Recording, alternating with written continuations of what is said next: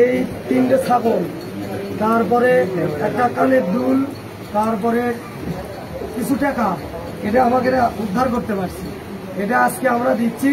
তারপরে আমাকে এটা আরো চলমান, আরো কার কোনটি কি কি আছে আমরা যতটুকু পারি চেষ্টা করে যত দ্রুত সময়ের মধ্যে আপনাকে হাতত দিয়ে যাচ্ছি।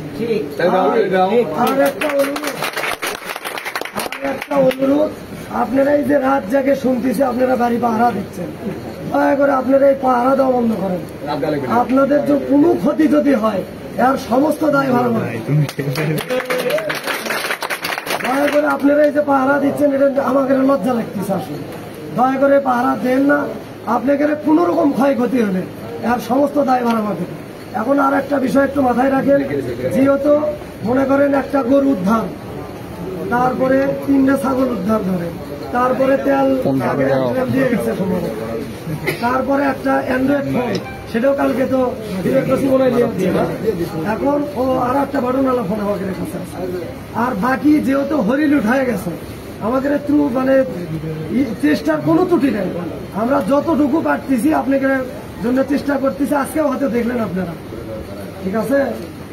আপনারা যত তাড়াতাড়ি সম্ভব এই সন্ত্রাসীগুলোর কাছ থেকে বাকি যতটুকু গাড়ি আমরা উদ্ধার করে আপনাদের কাছে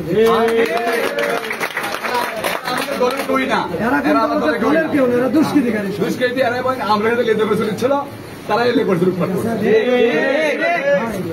এই যে আপনার এই ছাগল 3টা ভাই দিত, দেখেন কারো জিনিস কারো কাছে না, আপনি দিয়ে যান।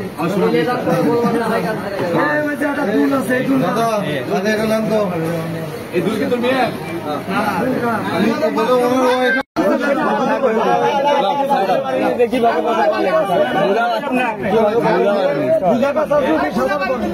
পরে আসবে 400-500 ওরাও চাপ আছে।